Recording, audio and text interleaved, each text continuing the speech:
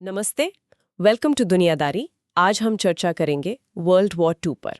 नमस्ते। एक ऐसा कॉन्फ्लिक्ट जिसने सचमुच पूरी दुनिया को बदल कर रख दिया। हाँ, बिल्कुल। शायद ही इतिहास में कोई और घटना हो जिसका असर इतने बड़े पैमाने पर इतने सारे देशों और मतलब लोगों पर पड़ा हो। सही कहा। सिर्फ लड़ाई के मैदानों पर ही नहीं, बल्कि पॉलिटिक्स, सोसाइटी, इकोनॉमी, टेक्नोलॉजी, हर चीज पर इसका गहरा इम्पैक्ट पड़ा। बिल्कुल। आज कोशिश करते हैं इसी महायुद्ध की कहानी को थोड़ा समझने की।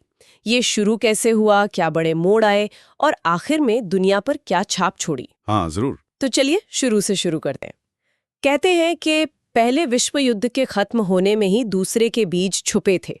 क्या ये बात सही है? हाँ, काफी हद तक सही है। मतलब वर्ल्ड वॉर 1 के बाद जो शांति संधि हुई, खासकर वो ट्रीटी ऑफ वर्साई, हाँ, वर्साई की संधि। जो जर्मनी पर थोपी गई थी, उसने शांति कम, गुस्सा और बदले की भावना ज्यादा पैदा की। अच्छा, से जर्मनी में काफी रिजेंटमेंट मतलब गुस्सा पैदा हुआ होगा और उनकी इकोनॉमी भी तो बुरी तरह चरमरा गई थी। बिल्कुल, रेपरेशंस का बोझ और फिर वो 1929 की ग्रेट डिप्रेशन यानी महामंदी, हाँ, महामंदी। उसने जर्मनी को बिल्कुल घुटनों पर ला दिया। हाइपर इन्फ्लेशन इतनी बढ़ गई कि लोगों की जमा पूंजी रातों रात खत्म हो गई। बेरोजगारी आसमान छू रही थी। बाप रे। तो ऐसे माहौल में लोगों का डेमोक्रेटिक सिस्टम, जिसे वो वायमार रिपब्लिक कहते थे, उससे भरोसा उठने लगा। उन्हें लगने लगा कि भाई ये व्यवस्था उनकी समस्याओं का हल नहीं निकाल सकती। और इसी खालीपन को भरने के लिए फिर वो एक्सट्रीमिस्ट आवाजें उठने लगी, जैसे हिटलर और Nazi party. Exactly. Adolf Hitler और इन नाजी पार्टी ने इसी जन असंतोष का फायदा उठाया। उन्होंने लोगों से खोया हुआ राष्ट्रीय गौरव वापस दिलाने का वादा किया, वर्साई की संधि को तोड़ने का संकल्प लिया और जर्मनी को फिर से एक महान शक्ति बनाने का सपना दिखाया। उनकी वो भड़काऊ भाषण शैली, यहूदियों और कम्युनिस्टों को बलि का बकरा बनाने की नीति और वो लेबन्स रूम, ये क्या था? लेबन्स रूम यानी जर्मन लोगों के लिए पूरब में लिविंग स्पेस हासिल करने का खतरनाक विचार। तो ये सब उस वक्त हताश जर्मन जनता के एक बड़े हिस्से को मतलब आकर्षित कर रहा था। तो कब सत्ता में आई? 1933 में हिटलर चांसलर बने और फिर क्या कहते हैं, तेजी से जर्मनी को एक तानाशाही राज में बदल दिया। और सिर्फ जर्मनी ही नहीं, इटली और जापान में भी तो ऐसे ही एक्सपेंशनिस्ट और मिलिट्रिस्टिक रिजीम सत्ता में थे। हाँ, बिल्कुल। इटली में बेनिटो मुसोलिनी की फैसिस्ट पार्टी तो 1922 से ही सत्ता में थी। अच्छा, पहले से? हाँ, होडली एक न्यू रोमन एम्पायर का सपना देख रहे थे और उन्होंने इथियोपिया पर हमला भी किया 1935 में। उधर जापान में सेना का सरकार पर दबदबा बढ़ता जा रहा था। वो एशिया में अपना साम्राज्य फैलाना चाहते थे, जिसके लिए उन्होंने 1931 में चीन के मंचूरिया इलाके पर कब्जा किया। मंचूरिया। और 1937 में चीन पर एक बड़ा हमला शुरू कर दिया। ये तीनों ताकतें, जर्मनी, इटली, जापान, धीरे धीरे एक दूसरे के करीब आ रही थीं, जिन्हें बाद में एक्सिस पावर्स कहा गया। Axis powers. और दुनिया की बाकी बड़ी ताकतें जैसे ब्रिटेन और फ्रांस, वो क्या कर रही थीं? उन्होंने इसे रोकने की कोशिश नहीं की? वो अपीजमेंट की पॉलिसी क्या थी जिसके बारे में सुनते हैं? उन्होंने कोशिश तो की, लेकिन उनका तरीका गलत साबित हुआ। अपीजमेंट का मतलब था तुष्टीकरण, यानी हिटलर की कुछ मांगों को मान लेना, इस उम्मीद में कि वो शांत हो जाएगा और एक और भयानक युद्ध टल जाएगा। अच्छा, मतलब टालने की कोशिश। ब्रिटेन और फ्रांस पहले विश्व युद्ध की विभीषिका देख चुके थे और दोबारा वैसा कुछ नहीं चाहते थे। उन्हें शायद लगा कि वर्साय ज्यादा ही सख्त था और हिटलर की कुछ मांगें, जैसे जर्मन बोलने वाले इलाकों को जर्मनी में मिलाना, शायद जायज हो। लेकिन हिटलर तो रुकने वालों में से नहीं थे। बिल्कुल नहीं। अपीजमेंट ने उन्हें और हिम्मत दी। 1936 में उन्होंने राइनलैंड इलाके में सेना भेज दी, जो वर्साय संधि का खुला उल्लंघन था। फिर 1938 में ऑस्ट्रिया को जर्मनी में मिला लिया, जिसे आंशलुस कहते हैं। आंशलुस। फिर उन्होंने चेकोस्लोवाकिया के सुडेटनलैंड इलाके की मांग की, जहां काफी जर्मन आबादी रहती थी। और ब्रिटेन फ्रांस मान गए। हाँ, 1938 के म्यूनिख अग्रीमेंट में ये मांग मान ली गई। चेकोस्लोवाकिया से पूछा तक नहीं गया। उन्हें लगा कि बस अब शांति हो जाएगी, शायद ये आखिरी मांग हो। लेकिन ये शांति भी मतलब टेम्पररी ही साबित हुई। बिल्कुल। कुछ ही महीनों बाद मार्च 1939 में हिटलर ने बाकी बचे चेकोस्लोवाकिया पर भी कब्जा कर लिया। अब ब्रिटेन और फ्रांस को समझ आ गया कि भाई हिटलर का इरादा सिर्फ जर्मन इलाकों को वापस लेना नहीं है, बल्कि पूरे यूरोप पर हावी होना है। अपीजमेंट की पॉलिसी बुरी तरह फेल हो चुकी थी। और फिर वो चौंकाने वाला कदम, नाजी सोवियत पैक्ट, अगस्त 1939 में। ये कैसे हुआ? नाजी जर्मनी और कम्युनिस्ट सोवियत यूनियन तो एक दूसरे के कट्टर दुश्मन थे। हाँ, ये वाकई चौंकाने वाला था, पर ये एक स्ट्रेटेजिक कदम था दोनों तरफ से। हिटलर पोलैंड पर हमला करना चाहते थे, लेकिन उन्हें डर था कि अगर उन्होंने ऐसा किया तो उन्हें फ्रांस और ब्रिटेन के साथ-साथ सोवियत यूनियन से भी लड़ना पड़ेगा। मतलब एक टू फ्रंट वॉर। हाँ, दो मोर्चों पर लड़ाई मुश्किल हो जाती है। बिल्कुल। तो इस पैक्ट से उन्होंने सोवियत यूनियन को न्यूट्रल कर दिया, और स्टालिन को भी लगा कि ये पैक्ट उन्हें वक्त देगा अपनी सेना को मजबूत करने का, और शायद पश्चिमी देश आपस में लड़कर कमजोर हो जाएं। अच्छा, दोनों का अपना अपना फायदा। हाँ, और इस पैक्ट में एक सीक्रेट क्लॉज भी था, जिसके तहत जर्मनी और सोवियत यूनियन ने पोलैंड को आपस में बांटने का फैसला किया था। ओह, तो अब पोलैंड पर हमले का रास्ता एकदम साफ था, और वहीं से युद्ध की शुरुआत हुई 1 सितंबर 1939। हाँ, जर्मनी ने पोलैंड पर हमला कर दिया। ब्रिटेन और फ्रांस ने जर्मनी को अल्टीमेटम दिया कि वो पीछे हट जाएं, लेकिन जब हिटलर ने उसे नजरअंदाज किया तो 3 सितंबर को उन्होंने जर्मनी के खिलाफ युद्ध की घोषणा कर दी। द्वितीय विश्व युद्ध शुरू हो चुका था। पोलैंड कितनी देर टिक पाया जर्मन हमले के सामने? वो ब्लिट्जक्रीग स्ट्रैटेजी क्या थी जिसके बारे में इतना सुनते हैं? पोलैंड बहुत जल्दी हार गया। मतलब कुछ ही हफ्तों में जर्मनी ने ब्लिट्जक्रीग यानी लाइटनिंग वॉर का इस्तेमाल किया। Lightning war? हाँ, ये एक नई मिलिट्री स्ट्रैटेजी थी जिसमें टैंक्स, जिन्हें वो पैंजर्स कहते थे, मोटराइज्ड इन्फेंट्री और एयर पावर, लुफ्टवाफे का बहुत तेज और कोऑर्डिनेटेड हमला किया जाता था दुश्मन की डिफेंस लाइंस को तोड़ने और केओस पैदा करने के लिए। अच्छा। पोलैंड की सेना इसके लिए बिल्कुल तैयार नहीं थी, और फिर 17 सितंबर को सोवियत यूनियन ने भी पूरब से हमला कर दिया पैक्ट के मुताबिक। तो पोलैंड दो तरफ से पिस गया। इसके बाद कुछ महीनों तक पश्चिमी मोर्चे पर शांति रही, जिसे फोनी वॉर कहते हैं। वो क्या था? हाँ, वो एक अजीब दौर था। युद्ध घोषित हो चुका था, लेकिन फ्रांस और ब्रिटेन ने जर्मनी पर कोई बड़ा हमला नहीं किया। शायद वो डिफेंस में रहकर लड़ना चाहते थे या तैयारी कर रहे थे। लेकिन ये शांति अप्रैल 1940 में टूटी, जब जर्मनी ने डेनमार्क और नॉर्वे पे कब्जा कर लिया। अच्छा। और फिर मई 1940 में जर्मनी ने असली धमाका किया। फ्रांस और लो कंट्रीज, नेदरलैंड्स, बेल्जियम, लग्जमबर्ग पर हमला। और फ्रांस तो बहुत जल्दी हार गया। ये कैसे हुआ? फ्रांस की सेना तो काफी मजबूत मानी जाती थी। जर्मन प्लान बहुत बोल्ड था और अप्रत्याशित भी। उन्होंने फ्रांस की मशहूर मैजिनॉट लाइन, हाँ, वो किलेबंदी जो जर्मन बॉर्डर पर बनी थी, उसे सीधे भेदने के बजाय उसे उत्तर से बाईपास किया। उन्होंने आर्डेन्स के घने जंगलों से होकर हमला किया, जिसे फ्रेंच और ब्रिटिश कमांडर लगभग नामुमकिन मानते थे। जंगलों से? हाँ, ब्लिट्जक्रीग टैक्टिक्स के सामने अलाइड सेनाएं टिक नहीं पाई। ब्रिटिश सेना BEF को डंकर के समुद्र तट से बड़ी मुश्किल से निकालना पड़ा। हालांकि उन्हें अपने सारे भारी हथियार वहीं छोड़ने पड़े। Dunkirk evacuation? हाँ, जून 1940 तक फ्रांस ने सरेंडर कर दिया। ये एलाइज के लिए एक बहुत बहुत बड़ा झटका था। तो अब यूरोप में ब्रिटेन लगभग अकेला रह गया हिटलर के सामने। इसके बाद हुई बैटल ऑफ ब्रिटेन। बिल्कुल, हिटलर का अगला निशाना ब्रिटेन था। लेकिन ब्रिटेन पर समुद्र के रास्ते हमला करने से पहले, जिसे उन्होंने ऑपरेशन सी लायन नाम दिया था, जर्मन लुफ्टवाफे यानी एयरफोर्स को आसमान पर कब्जा करना जरूरी था। Air superiority. हाँ, तो जुलाई से अक्टूबर 1940 तक लुफ्टवाफे ने ब्रिटेन पर जबरदस्त हवाई हमले किए। पहले हवाई अड्डों, फैक्ट्रियों पर, और बाद में लंदन जैसे शहरों पर। The Blitz. हाँ, द ब्लिट्स। लेकिन ब्रिटेन की रॉयल एयरफोर्स RAF ने, जिसमें बहुत सारे बहादुर पायलट थे, उन्होंने डटकर मुकाबला किया। उन्होंने जर्मन एयरफोर्स को इतना नुकसान पहुंचाया कि हिटलर को ऑपरेशन सी लायन रद्द करना पड़ा। ये ब्रिटेन की एक बहुत बड़ी स्ट्रेटेजिक जीत थी। हालांकि लंदन और दूसरे शहरों पर रात में बमबारी महीनों तक जारी रही। और समुद्र में भी तो जंग चल रही थी, बैटल ऑफ द अटलांटिक। हाँ, वो लड़ाई तो लगभग पूरे युद्ध के दौरान चली। जर्मन यू-बोट्स, मतलब सबमरीन्स, हाँ, यू-बोट्स, वो अटलांटिक महासागर में ब्रिटेन जाने वाले सप्लाई शिप्स को डुबो रही थी। ब्रिटेन एक द्वीप है, और उसे जिंदा रहने और लड़ने के लिए अमेरिका और कनाडा से आने वाली सप्लाई लाइंस की सख्त जरूरत थी। तो ये यू-बोट्स बहुत बड़ा खतरा थी। बहुत बड़ा। एक वक्त पर उन्होंने ब्रिटेन को लगभग घुटनों पर ला दिया था। एलाइज ने बाद में बेहतर टेक्नोलॉजी और टैक्टिक्स, जैसे कॉन्वॉय सिस्टम, रेडार, सोनार, इनसे यू-बोट्स के खतरे पर काबू पाया। लेकिन ये लड़ाई बहुत लंबी और बेहद क्रूशल थी। 1941 में युद्ध का दायरा और बढ़ गया। 2 बड़ी घटनाएं हुई जिन्होंने इसे सही मायनों में वर्ल्ड वॉर बना दिया।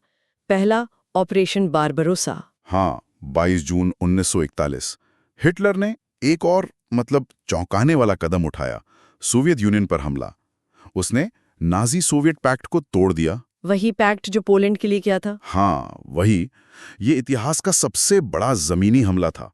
3 मिलियन यानी 30 लाख से ज्यादा जर्मन सैनिक सोवियत यूनियन में घुस गए।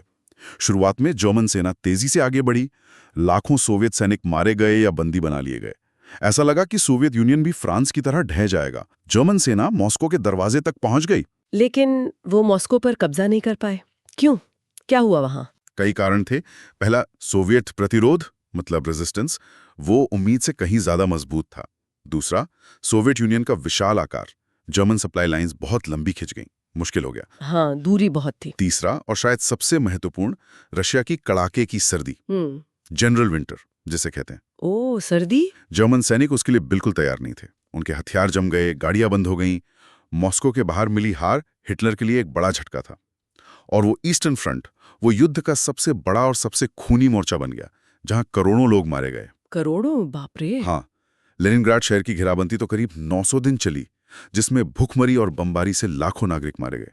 और 1941 की दूसरी बड़ी घटना जिसने युद्ध का नक्शा बदल दिया, पर्ल हार्बर। 7 दिसंबर 1941 जापान ने बिना चेतावनी के हवाई में स्थित American naval base Pearl Harbor पर हवाई हमला कर दिया। अचानक? बिल्कुल अचानक। इस हमले में अमेरिका के कई युद्धपोत तबाह हो गए और हजारों सैनिक मारे गए। जापान का मकसद था अमेरिकन पैसिफिक फ्लीट को न्यूट्रलाइज करना, ताकि वो साउथ ईस्ट एशिया में बिना रोक टोक अपना साम्राज्य फैला सके। लेकिन इसका नतीजा उल्टा हुआ है ना? हाँ बिल्कुल। इस हमले ने अमेरिका को झकझोर दिया। अमेरिका अब तक युद्ध से मतलब टेक्निकली बाहर था, लेकिन पर्ल हार्बर के अगले ही दिन उसने जापान के खिलाफ युद्ध की घोषणा कर दी। तो अमेरिका भी युद्ध में शामिल हो गया? हाँ, और कुछ ही दिनों में जर्मनी और इटली ने भी अमेरिका के खिलाफ युद्ध का ऐलान कर दिया। अब ये वाकई एक ग्लोबल कॉन्फ्लिक्ट बन चुका था। दुनिया के लगभग सारे बड़े देश इसमें शामिल हो गए थे। पर्ल हार्बर के बाद जापान ने तेजी से काफी इलाके पे कब्जा कर लिया था ना? हाँ बिल्कुल। अगले 6 महीनों में जापान ने एकदम तूफानी तेजी से Philippines, Malaya, Singapore, Burma, Dutch east Indies जो आज का इंडोनेशिया है, हाँ, और प्रशांत महासागर के कई द्वीपों पर कब्जा कर लिया। मध्य 1942 तक उन्होंने एक विशाल साम्राज्य बना लिया था और ऐसा लग रहा था कि उन्हें रोकना बहुत मुश्किल होगा। उधर नॉर्थ अफ्रीका में क्या चल रहा था? रोमेल और डेजर्ट फॉक्स का काफी नाम आता है। हाँ, नॉर्थ अफ्रीका का मोर्चा भी काफी अहम था, खासकर स्वेज कैनाल और मिडिल ईस्ट के तेल भंडारों पर कंट्रोल के लिए। इटली ने शुरुआत में हमला किया था, लेकिन वो असफल रहे। अच्छा। तो हिटलर ने मदद के लिए अपनी बेहतरीन अफ्रीका कोर्स भेजी, जिसका कमांडर अर्विन रोमेल था। रोमेल एक बहुत काबिल कमांडर था और उसने शुरुआत में ब्रिटिश सेना को काफी पीछे धकेल दिया, इसीलिए उसे डेजर्ट फॉक्स कहा जाने लगा।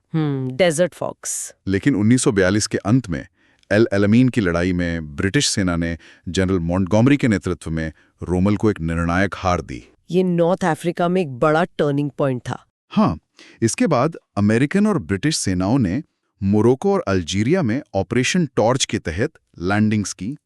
मई 1943 तक नॉर्थ अफ्रीका पूरी तरह एक्सिस सेनाओं से मुक्त हो गया। तो 1942-43 का दौर ऐसा लगता है जब युद्ध का पासा पलटने लगा, यहां से चीजें बदलने लगीं।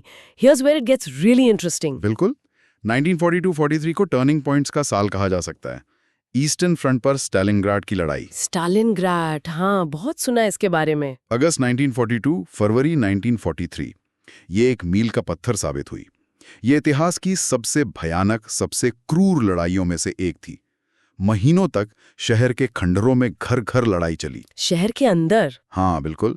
आखिर में सोवियत रेड आर्मी ने जर्मन 6th आर्मी को घेर लिया और उसे सरेंडर करने पर मजबूर कर दिया। यह हिटलर की सेना की पहली बड़ी निर्णायक हार थी और इससे जर्मन सेना का मनोबल बुरी तरह टूट गया।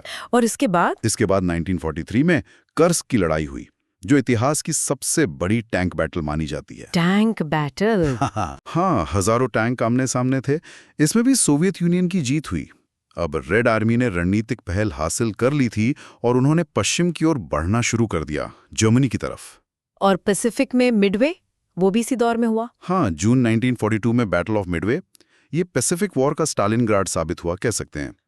अमेरिकन नेवी ने खुफिया जानकारी के आधार पर जापानीज नेवी को एक तरह से जाल में फंसाया और उनके 4 सबसे महत्वपूर्ण एयरक्राफ्ट कैरियर्स को डुबो दिया। 4 कैरियर्स? हाँ, ये जापान की नौसैनिक ताकत के लिए एक जबरदस्त झटका था। उनकी कमर टूट गई। मिडवे के बाद जापान डिफेंसिव पर आ गया। अमेरिका ने फिर आइलैंड हॉपिंग की स्ट्रैटेजी अपनाई। आइलैंड हॉपिंग मतलब एक-एक करके महत्वपूर्ण द्वीपों पर कब्जा करते हुए जापान के करीब बढ़ना। ग्वाडल कनाल, तारावा, साइपान जैसी लड़ाइयां बहुत खूनी साबित हुईं क्योंकि जापानी सैनिक अक्सर आखिरी दम तक लड़ते थे, सरेंडर नहीं करते थे। और यूरोप में इटली का क्या हुआ? मुसोलिनी का पतन? नॉर्थ अफ्रीका में हार के बाद एलाइज ने जुलाई 1943 में सिसिली पर हमला किया, इटली में। अच्छा, इटली पर हमला? हाँ, इस हार के बाद इटली में मुसोलिनी के खिलाफ असंतोष बढ़ गया और उन्हें सत्ता से हटाकर गिरफ्तार कर लिया गया। नई इटालियन सरकार ने सितंबर 1943 में एलाइज के साथ संधि कर ली और सरेंडर कर दिया। तो इटली युद्ध से बाहर हो गया? पूरी तरह नहीं। कहानी यहीं खत्म नहीं हुई। जर्मन सेना ने तुरंत इटली के बड़े हिस्से पर कब्जा कर लिया और मुसोलिनी को छुड़ाकर नॉर्दर्न इटली में एक कठपुतली सरकार का मुखिया बना दिया। अरे, तो एलाइज को इटली में आगे बढ़ने के लिए जर्मन्स के खिलाफ बहुत मुश्किल और धीमी लड़ाई लड़नी पड़ी, जैसे मोंटे कैसीनो की लड़ाई। वो आसान नहीं था। ये तो लड़ाई के मैदानों की बात हुई। आम लोगों की जिंदगी पर, यानी होम फ्रंट पर क्या असर पड़ रहा था? ये टोटल वॉर क्या था? टोटल वॉर का मतलब था कि ये युद्ध सिर्फ सेनाएं नहीं लड़ रही थी, बल्कि पूरे के पूरे समाज और देश इसमें शामिल थे। सरकारों ने अपनी पूरी इकोनॉमी को वॉर एफर्ट में झोंक दिया था। मतलब सब कुछ युद्ध के लिए? हाँ, सब कुछ। फैक्ट्रियों में टैंक, प्लेन और हथियार बनने लगे। आम जरूरत की चीजें कम हो गईं। खाने पीने और जरूरी चीजों की राशनिंग लागू हो गई। प्रोपेगेंडा का जबरदस्त इस्तेमाल हुआ, लोगों का मोराल बनाए रखने और दुश्मन के खिलाफ नफरत फैलाने के लिए। प्रोपेगेंडा का रोल बड़ा था मतलब? बहुत। अमेरिका तो आर्सेनल ऑफ डेमोक्रेसी बन गया, यानी उसने मित्र राष्ट्रों के लिए भारी मात्रा में हथियार और सामान बनाया, और इसमें महिलाओं का बहुत बड़ा योगदान था। महिलाओं का? हाँ, कैसे? लाखों महिलाएं घर से निकलकर फैक्ट्रियों और दूसरे कामों में लगी, जहां पहले पुरुष काम करते थे।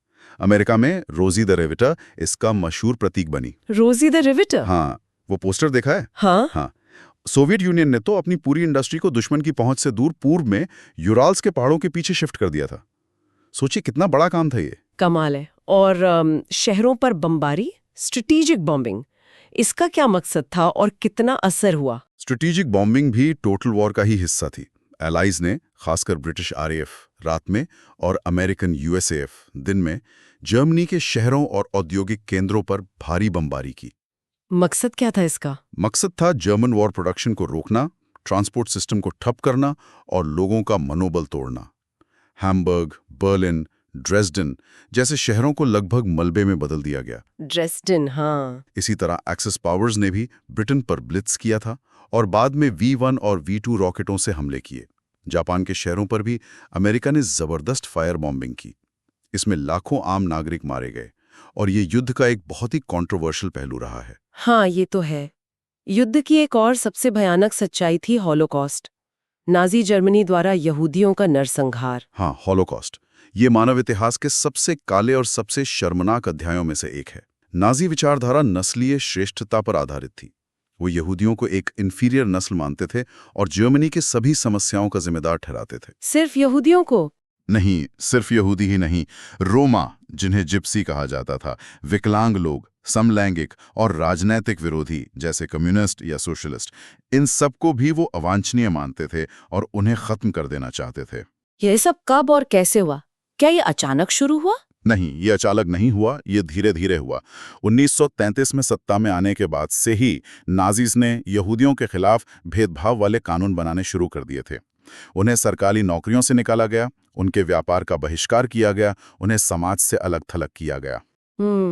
Crystal night of broken glass 1938 में यहूदियों के खिलाफ संगठित हिंसा का एक बड़ा उदाहरण था, जिसमें उनके पूजा स्थल, दुकानें, घर जला दिए गए, कई लोग मारे गए। Crystal night. लेकिन युद्ध शुरू होने के बाद, खासकर 1941-42 में, नाजीज ने फाइनल सॉल्यूशन यानी अंतिम समाधान लागू करने का फैसला किया। फाइनल सॉल्यूशन, इसका क्या मतलब था? इसका मतलब था यूरोप के सभी यहूदियों की योजनाबद्ध तरीके से, सिस्टमैटिक तरीके से हत्या। इसके लिए उन्होंने पोलैंड और दूसरी जगहों पर खास एक्सटर्मिनेशन कैंप्स यानी मृत्यु शिविर बनाए, जैसे ऑश्विट्ज बर्कनाउ, ट्रिब्लेंका, सोबिबोर। ऑश्विट्ज, हाँ, नाम सुना है। यहाँ लोगों को जानवरों की तरह ट्रेनें भर भर के लाया जाता था और फिर गैस चेम्बर्स में डाल के मार दिया जाता था। हे भगवान, ये सोचकर ही रूह कांप जाती है कितने लोग मारे गए इसमें? अनुमान है कि करीब 6 मिलियन यानी 60 लाख यहूदी मारे गए हॉलोकॉस्ट में।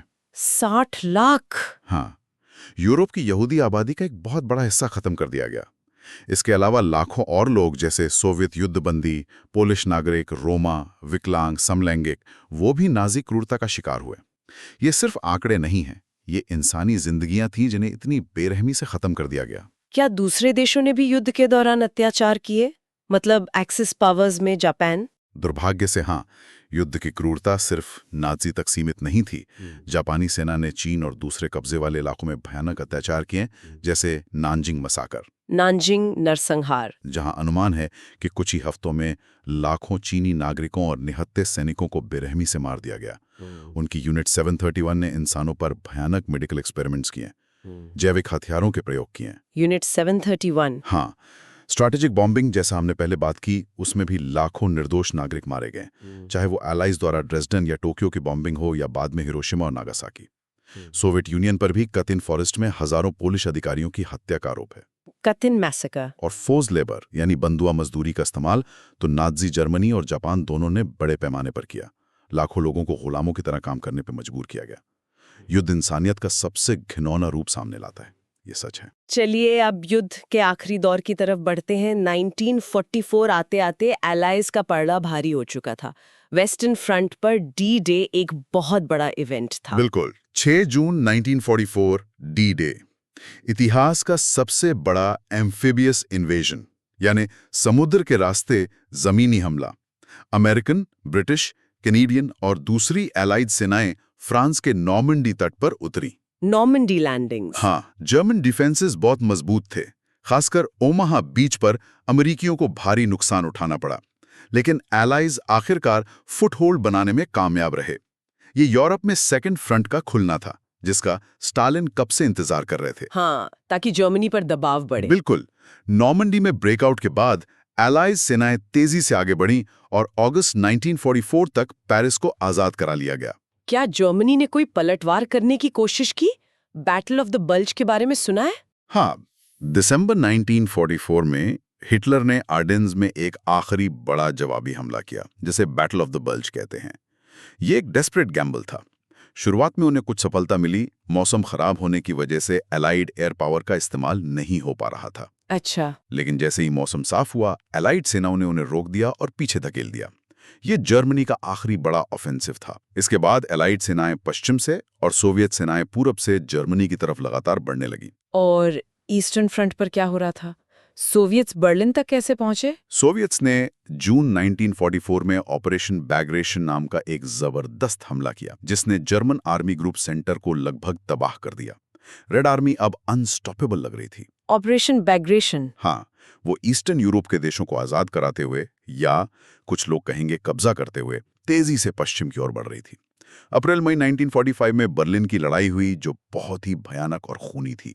शहर मलबे का ढेर बन गया था। बर्लिन की लड़ाई 30 अप्रैल 1945 को हिटलर ने हार निश्चित देखकर अपनी बंकर में आत्महत्या कर ली। हिटलर की मौत? हाँ, और 8 मई 1945 को जर्मनी ने बिना शर्त आत्मसमर्पण, अनकंडीशनल सरेंडर कर दिया। यूरोप में युद्ध खत्म हो गया। इसे वीई डे यानी विक्ट्री इन यूरोप डे कहते हैं। VE day. लेकिन पैसिफिक में युद्ध अभी जारी था, जापान लड़ रहा था। हाँ बिल्कुल, अमेरिकन फोर्सेस आइलैंड हॉपिंग करते हुए जापान के करीब पहुंच रहे थे। आइवो जिमा और ओकिनावा जैसी लड़ाइयां बेहद खूनी साबित हुईं। क्यों? क्योंकि जापानी सैनिक समर्पण करने के बजाय अक्सर आखिरी सांस तक लड़ते थे। वहां का मिलिट्री कोड ऐसा था। और कामिकाजे हमलों, कामिकाजे सुसाइड अटैक्स। हाँ, सुसाइड प्लेन अटैक्स ने अमेरिकन नेवी को काफी नुकसान पहुंचाया। अमेरिका जापान पर जमीनी हमला करने की तैयारी कर रहा था, जिसे ऑपरेशन डाउनफॉल कहते, लेकिन अनुमान था कि उसमें लाखों अमेरिकी और उससे भी ज्यादा जापानी सैनिक और नागरिक मारे जाएंगे। लड़ाई बहुत लंबी खिंच सकती थी। और यहीं पर एटॉमिक बॉम्ब्स का फैसला लिया गया। हाँ, अमेरिकन प्रेसिडेंट हैरी ट्रूमन ने जापान को जल्दी सरेंडर करने पर मजबूर करने और अमेरिकी जानें बचाने के लिए एटॉमिक बॉम्ब्स इस्तेमाल करने का एक बहुत ही विवादास्पद फैसला लिया। कहाँ और कब गिराए गए? 6 अगस्त 1945 को हिरोशिमा शहर पर लिटिल बॉय नाम का बम गिराया गया और 9 अगस्त को नागासाकी पर फैटमैन गिराया गया। हिरोशिमा और नागासाकी। हाँ, दोनों शहरों में तुरंत लाखों लोग मारे गए, इमारतें भाप बन गईं और बाद में रेडिएशन सिकनेस से और भी जाने गईं। ये इतिहास में परमाणु हथियारों का पहला और आखिरी बार युद्ध में इस्तेमाल था। क्या इसी बीच सोवियत यूनियन ने भी जापान के खिलाफ युद्ध छेड़ दिया था? हाँ, ये भी एक महत्वपूर्ण फैक्टर था। याल्टा कॉन्फ्रेंस में हुए समझौते के तहत 8 अगस्त 1945 को, यानी हिरोशिमा और नागासाकी के बीच, सोवियत यूनियन ने जापान के खिलाफ युद्ध की घोषणा की और मैनचूरिया में जापानी सेना पर हमला कर दिया। अच्छा, सोवियत हमला भी हुआ? हाँ, एटॉमिक बॉम्ब्स और सोवियत हमले ने मिलकर जापान के नेताओं को एहसास दिला दिया कि अब लड़ाई जारी रखना पूरी तरह नामुमकिन है। एम्परर हिरोहितो ने, जो तब तक चुप थे, हस्तक्षेप किया और 15 अगस्त को रेडियो पर जापान के सरेंडर की घोषणा की। और फिर फॉर्मल सरेंडर। हाँ, 2 सितंबर 1945 को टोक्यो बे में यूएसएस मिजोरी जहाज पर फॉर्मल सरेंडर डॉक्यूमेंट्स साइन किए गए। द्वितीय विश्व युद्ध पूरी तरह से खत्म हो गया। VJ day, victory over Japan. तो 6 साल की इस भयानक तबाही के बाद दुनिया कैसी दिख रही थी? What does this all mean? इसका असर क्या हुआ? विरासत क्या रही? असर तो बहुत गहरा और दूर तक जाने वाला था। सबसे पहले तो मानवीय त्रासदी।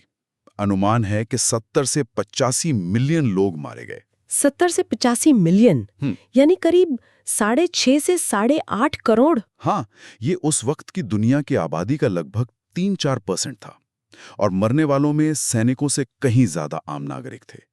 सोवियत यूनियन और चाइना को सबसे ज्यादा नुकसान हुआ। लाखों लोग घायल हुए, अपाहिज हुए, बेघर हुए, अपनी जड़ों से उखड़ गए। तबाही का मंजर था। और दुनिया का पॉलिटिकल मैप कैसे बदला? देशों का क्या हुआ? पूरी तरह से बदल गया। पुराने यूरोपियन एम्पायर्स जैसे ब्रिटेन और फ्रांस, वो बहुत कमजोर पड़ गए, और जल्द ही एशिया और अफ्रीका में डीकोलोनाइजेशन, यानी वे उपनिवेशीकरण की लहर चली। बहुत से नए देश आजाद हुए, भारत भी उनमें से एक था। हाँ, 1947 में। दुनिया में 2 नई सुपर पावर उभरी, अमेरिका और सोवियत संघ। इन दोनों के बीच विचारधारा की लड़ाई, कैपिटलिज्म बनाम कम्युनिज्म, इसने कोल्ड वॉर यानी शीत युद्ध को जन्म दिया, जिसने अगले 45 सालों तक दुनिया को 2 गुटों में बांट कर रखा। Cold war. जर्मनी खुद बढ़ गया, वेस्ट जर्मनी और ईस्ट जर्मनी। यूरोप के बीच एक आयरन कर्टन यानी लोहे का पर्दा खिंच गया, जैसा चर्चिल ने कहा था। भविष्य में ऐसे युद्धों को रोकने के लिए यूनाइटेड नेशंस यानी संयुक्त राष्ट्र की स्थापना हुई 1945 में। UN की स्थापना। हाँ, और न्यूरमबर्ग और टोक्यो में युद्धापराधियों पर मुकदमे चलाए गए, जिससे इंटरनेशनल लॉ और वॉर क्राइम्स की अवधारणा मजबूत हुई। इकोनॉमिक इम्पैक्ट क्या रहा? अर्थव्यवस्था पर क्या असर हुआ? यूरोप और एशिया के कई देश तो युद्ध में पूरी तरह तबाह हो चुके थे। उनकी अर्थव्यवस्थाएं, शहर सब बर्बाद हो गए थे। दूसरी तरफ अमेरिका युद्ध के बाद दुनिया की सबसे बड़ी आर्थिक ताकत बनकर उभरा, क्योंकि उसकी जमीन पर लड़ाई नहीं हुई थी और उसकी इंडस्ट्री ने जबरदस्त तरक्की की थी। हाँ, अमेरिका को फायदा हुआ। वेस्टर्न यूरोप के पुनर्निर्माण के लिए अमेरिका ने मार्शल प्लान शुरू किया, जिसने वहां की इकोनॉमीज को दोबारा खड़ा करने में बहुत मदद की।